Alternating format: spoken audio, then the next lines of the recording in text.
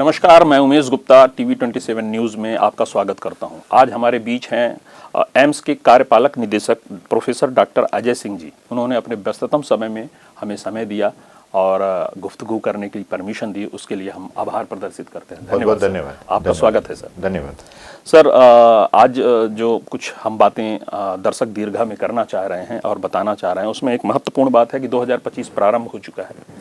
AIIMS Bhopal जो है उसका क्या विजन है आगे, उसको क्या चैलेंजेस दिख रहे हैं? देखिए, जैसे आपको पता होगा कि एम्स दिल्ली के बाद जो नया एम्स बनाने के लिए जो प्रक्रिया शुरू हुई, उसका वजह ये थी कि जो रीजनल इम्बैलेंस थे मेडिकल एजुकेशन और मेडिकल ट्रीटमेंट में, उसके लिए मरीजों को बहुत दूर दूर से दिल्ली भागना पड़ता था। उस परिप्रेक्ष्य में ये नए एम्स बनाए गए, जिसमें भोपाल भी अपने आप एक ऐसा संस्थान बना। मुझे खुशी है कि हमारे एम्स भोपाल में लगभग न सिर्फ पूरे मध्य प्रदेश बल्कि पूरे सेंट्रल इंडिया से पेशेंट्स इलाज के लिए आते हैं। तो हमारा 2025 का जो उद्देश्य है वो ये है कि हम अपनी जो मरीजों के बीच में हमने एक विश्वास जगाया है, उस विश्वास को हम बनाए रखें, गुणवत्तापूर्ण इलाज हम मरीजों को दे पाएँ, जिससे हमारा इंस्टीट्यूट और मध्य प्रदेश एक मेडिकल ट्रीटमेंट टूरिज्म हब बन सके और मरीज़ अच्छे से अच्छे इलाज को अच्छे से अच्छे प्रकार से सस्ते से सस्ता इलाज कर सकें। ये हमारी प्राथमिकता है। और मेडिकल एजुकेशन में भी नए आयाम एम्स भोपाल 2025 में, जिसमें रिसर्च से संबंधित, पीएचडी से संबंधित बहुत सारे पैरामेडिकल और नर्सिंग से संबंधित नए कोर्सेज शुरू करने के लिए हम लोग जो हैं हमने कोशिश की है, जिसका परिणाम जल्दी ही पूरे समाज को दिखाई पड़ेगा। सर, अब जब हम एम्स की बात करते हैं एक आम परिदृश्य में, आम प्रोस्पेक्ट में, तो एक वेल इक्विप्ड, वेल फैसिलिटेट अस्पताल की इमेज हमारे साथ में, हमारे दिमाग में एक बनती है। लेकिन साथ ही यह इमेज भी कैरी होती है कि वह एक सरकारी अस्पताल है। तो इसको कैसे कोप अप करते हैं? क्या इस पे आप क्या कहना चाहते हैं? देखिए, बहुत ही अच्छा सवाल है, क्योंकि एक आम धारणा है मरीजों की कि सरकारी अस्पताल है, भीड़ बहुत होगी और दवाइयाँ ठीक से समय पे नहीं मिलेंगे, लोग ठीक से बात नहीं करेंगे। इस पूरी धारणा को हम लोग as a team AIIMS Bhopal इस पे काम कर रही है। शायद आप लोगों को जानकारी के लिए, आप सबको पता हो शायद, कि हम लोगों ने रजिस्ट्रेशन, जिसके लिए पहले आज से 2 साल पहले जब मैंने ज्वाइन किया था, उससे पहले लंबी लंबी लाइनें लगती थीं, और आज की तारीख में हमने ऐसी व्यवस्था की है कि जो रजिस्ट्रेशन है, लोग अपने घर पे बैठ के ऑनलाइन रजिस्ट्रेशन कर सकते हैं और सीधे उस कागज़ को लेके आएँ और हमारे यहाँ पे ट्रीटमेंट शुरू कर दें। तो रजिस्ट्रेशन अब आप देखेंगे तो हमारे यहाँ लाइन नहीं है। इसी प्रकार से पेमेंट के लिए हम लोगों ने ऑनलाइन पेमेंट के साथ साथ हमने जितने यूपीआई है वो सब हमने एक्टिवेट किए हुए हैं, और साथ में जो मरीज़ भर्ती है उसके लिए हम लोगों ने बैंक ऑफ बड़ौदा का कार्ड भी, एडवांस पेमेंट कार्ड भी हमने इशू किया हुआ है कि आपको लाइन लगाने की आवश्यकता नहीं है। बहुत सारे रजिस्ट्रेशन काउंटर, 14 से ज़्यादा रजिस्ट्रेशन काउंटर है, और विशेष रूप से जो ग्रुप होते हैं, जैसे प्रेग्नेंट लेडीज़ हैं या बच्चे हैं या बुज़ुर्ग हैं, उनके लिए अलग से हम लोगों ने जो है अलग अलग काउंटर बना रखे हैं, जिससे भीड़ नहीं होती है और लोगों को आसानी होती है। और जहाँ तक जांच का सवाल है, उसके लिए भी पहले हमारे यहाँ पे एक ही जगह पे सारे ब्लड वगैरह लिया जाता था। अब हमने उसको 24 इस तरीके के काउंटर हर जगह, हर ओपीडी में कर दिया है कि उसको ओपीडी से कहीं और जाने की आवश्यकता नहीं है। तो मतलब ये चैलेंजेस जो हैं, आपने एक इमेज बदलने के लिए बहुत सारे इनिशिएटिव लिए हैं। यदि आंकड़ों की माने तो अमूमन एक एमबीबीएस स्नातक को तैयार करने में एम्स लगभग 1.25 करोड़ के आसपास का खर्चा करता है। फिर भी यह देखा गया है कि लोग बाहर भी पढ़ने जाते हैं, विदेश में भी पढ़ने जाते हैं। तो ये प्रतिभा का माइग्रेशन क्यों है? क्या ट्रस्ट पे कहीं कुछ सवाल है क्या? मतलब यहाँ पर क्या कहना चाहेंगे? देखिए, ऐसा है कि हमारे यहाँ मेडिकल एजुकेशन ऑलमोस्ट फ्री है, क्योंकि एक एमबीबीएस डॉक्टर से सिर्फ 5,000 रुपया लिया जाता है। और आपने सही बताया कि करोड़ों रुपया सरकार खर्च करती है इस उद्देश्य से कि ये जो डॉक्टर्स बन के हमारे जो हमारा समाज है, हमारे जो नीडी पेशेंट्स हैं उनको देगा। लेकिन जहाँ तक आपने बोला कि बाहर जाते हैं, देखिए ट्रेनिंग के लिए यदि उनको लगता है कि कुछ ऐसी चीज़ जो हमारे यहाँ नई एडवांसेस हो रहे हैं उसको जाएं और 6-8 महीना 1 साल करके वापस आ जाएं, तो उसको मैं बुरा नहीं मानता हूँ, क्योंकि सबको अपना अधिकार है अपने नॉलेज को अपडेट करने के लिए। लेकिन ऐसे लोग भी बहुत हैं जो यहाँ से बाहर जाके बस जाते हैं और जो सरकार ने और जो टैक्स पेयर ने जो खर्चा उन पे किया है उसका लाभ फिर हमारे समाज को नहीं मिलता है, तो मैं उसको गलत मानता हूँ। सिद्धांती ये मेरा अपना पर्सनल सिद्धांत है। लेकिन कहीं ना कहीं थोड़ा सा परसेप्शन की कमी है। लोगों को ये लगता है कि हम जो पढ़ाई कर रहे हैं वो शायद उतनी अपडेटेड नहीं है, तो हम एज ए मेडिकल एजुकेशनिस्ट हम लोगों का ये फ़र्ज़ बनता है कि हम लोग लगातार जो हमारे समाज की नीड्स हैं उसके हिसाब से हम अपने कैरिकुलम को चेंज करते रहें। ये फिक्स नहीं होना चाहिए। अभी तक क्या होता है कि हम लोग एक बना बनाया कैरिकुलम होता है और बिना दिमाग लगाए उसको हम वैसे ही फॉलो करते हैं। तो ये इनिशिएटिव सर कब लिया जाएगा कि हम इस तरह से अपग्रेडेड वर्जन? वही मैंने बोला, एम्स भोपाल में ऑलरेडी हम लोगों ने कैरिकुलम, जो हमारा एनएमसी का जो कैरिकुलम है वो हमने बेस बनाया है। उसके बाद हम लोगों ने उसको अपलिफ्ट किया है अपने ही स्टूडेंट से फीडबैक लेके और अपने फैकल्टी से फीडबैक लेके। तो हम लोग उन कई सारी चीज़ों को भी हमने इंक्लूड किया अपने कैरिकुलम में, जो कि एनएमसी से कैरिकुलम से, जैसे कि मैं एक एग्जांपल दूं कि जैसे सिकल सेल एनीमिया है वो इस क्षेत्र में बहुत ज़्यादा प्रिवेलेंट है। तो यदि यहाँ पे आने के बाद बच्चों को हम उसको बारे में ना बता पाएँ तो कहीं ना कहीं मुझे लगता है कि वो नाइंसाफ़ी होगी। तो हम लोग कैरिकुलम पे हम लोग ने काम करना शुरू कर दिया। करते हैं, लेते हैं। इसी संदर्भ में बढ़ें आगे, तो वन स्टेट वन हेल्थ जी पे बातें चल रही हैं, तो इस पे क्या रणनीति है, आप क्या इस पे प्रकाश डालना चाहेंगे? देखिए, मुझे बहुत खुशी है इस बात को बताने के लिए कि शायद एम्स भोपाल पहला ऐसा एम्स है और उस प्रकार से मध्य प्रदेश पहला प्रदेश है जिसमें वन स्टेट वन हेल्थ और वन इमरजेंसी, ये हम लोगों ने सिद्धांत शुरू किया है पॉलिसी जी। और इस पॉलिसी का जो विशेष रूप से हमने बनाई कैसे, इसमें हमने एमपी मध्य प्रदेश के 25 से ज़्यादा मेडिकल सेंटर जो कि सरकारी, गैर सरकारी, प्राइवेट सब थे, उनके हम लोगों ने डीन्स को बुलाया। हम लोगों ने ऐसा आइडेंटिफाई किया कि कौन कौन सी ऐसी इमरजेंसीज़ हैं जिसमें तुरंत इलाज मिलना चाहिए, नहीं तो वो गंभीर हो सकती हैं। तो हमने उसमें 25 को आइडेंटिफाई किया। उन 25 पे हम लोगों ने साथ में बैठ के एक कॉमन एसओपी बनाई और वो एसओपी आईसीएमआर ने जो एसओपी बना रखी है उससे और एडवांस करके हमने दिया। और हम लोगों ने ये देखा और ये सोचा कि यदि पीएससी पे है तो वहाँ पे क्या क्या सुविधाएं होंगी, तो कौन सा इलाज, कितना इलाज पीएससी लेवल पे हो सकता है, उसके बाद यदि ये लक्षण हो तो आपको उसके ऊपर आपको भेजना है। सीधे पीएससी से वो डिस्ट्रिक्ट हॉस्पिटल में ना आके सीधे एम्स आ जाएगा, तब भी गलत है।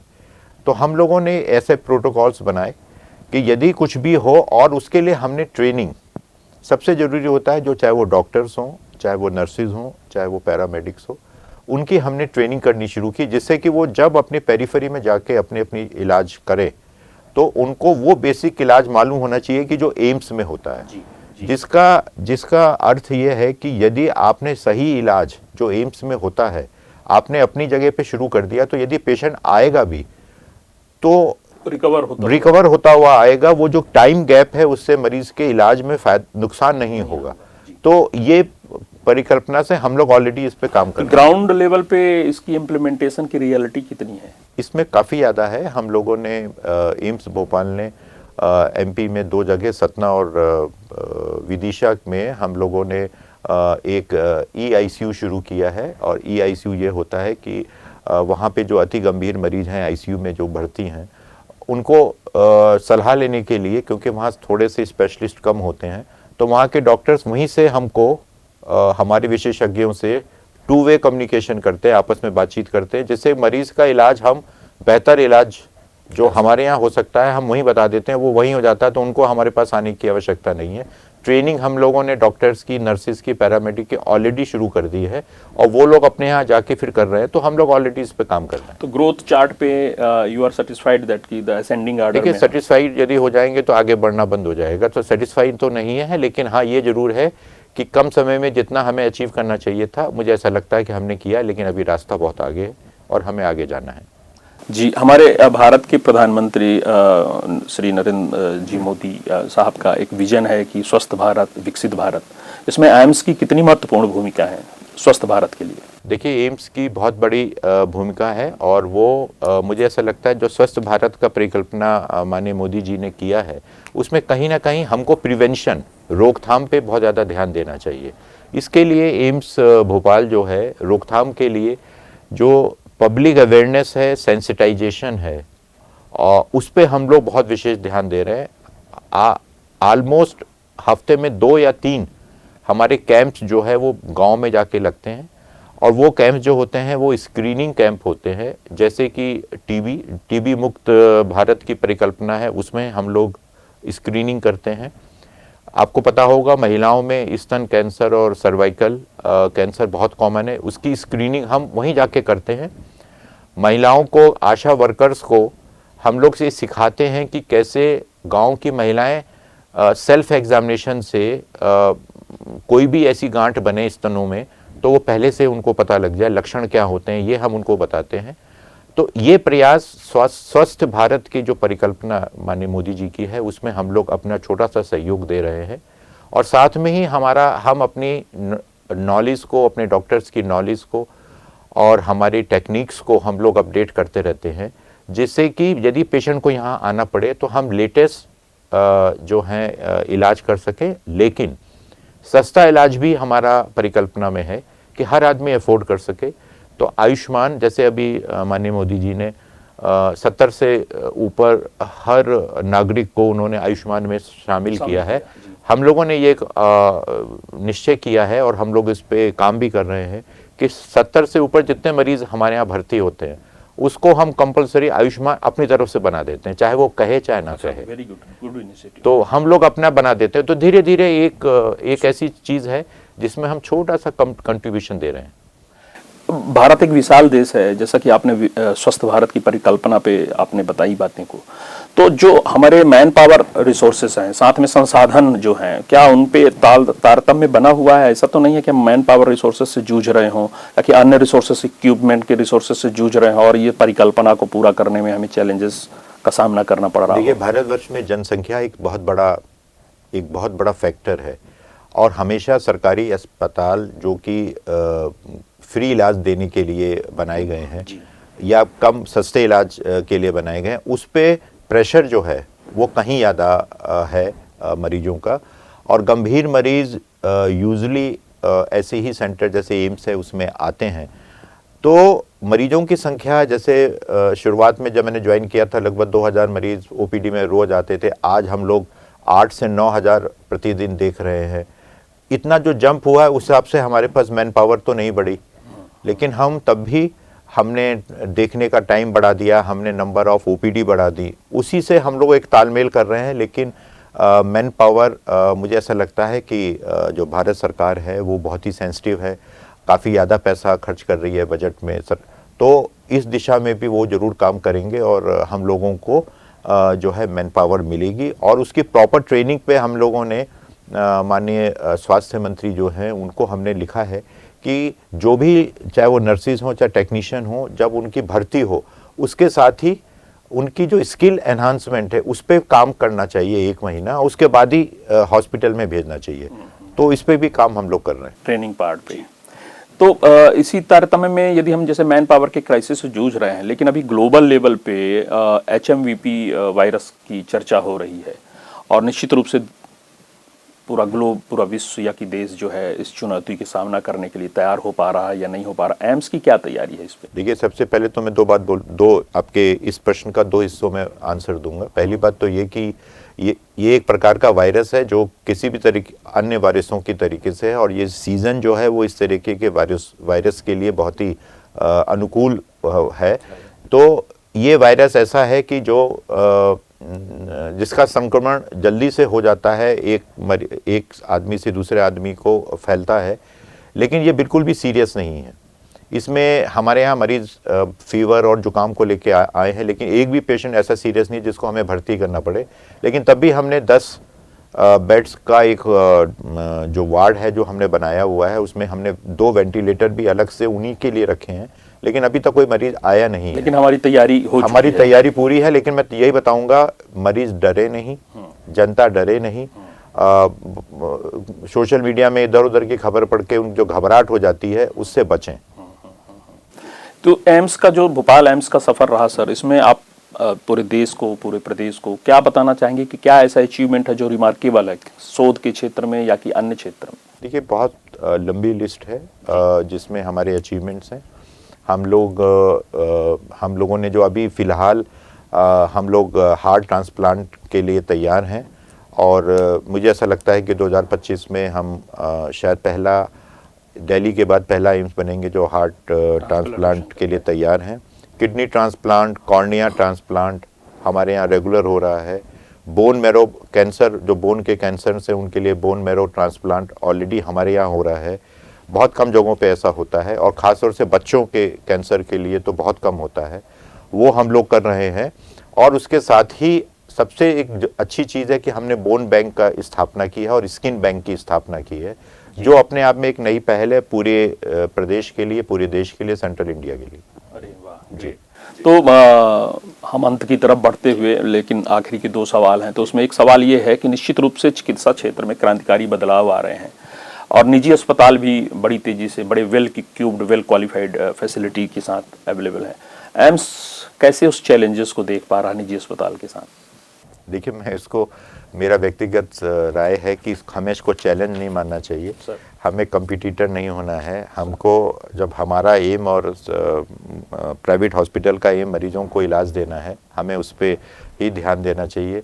और बहुत सारी चीज़ें ऐसी हैं कि जिसमें हम लोग साथ मिलके काम कर सकते हैं, जैसे कि प्री हॉस्पिटल ट्रीटमेंट एक्सीडेंटल मरीजों के लिए, मरीज ऐसे जो हमारे यहाँ पहुँचने से पहले एक्सीडेंट साइट पे हम क्या ट्रीटमेंट दे सकते हैं, तो डॉक्टर के पास, जो नियर बाई डॉक्टर है उसी के पास जाता है मरीज़, तो क्या इलाज उनको करना चाहिए, कैसे करना चाहिए, कब उनको भेजना चाहिए, रात में 2 बजे रात में ना भेजने के बजाय उसको आप हमसे फ़ोन करके आप हमें भेजें, जिससे कि हम उसके लिए बेड की व्यवस्था कर सकें।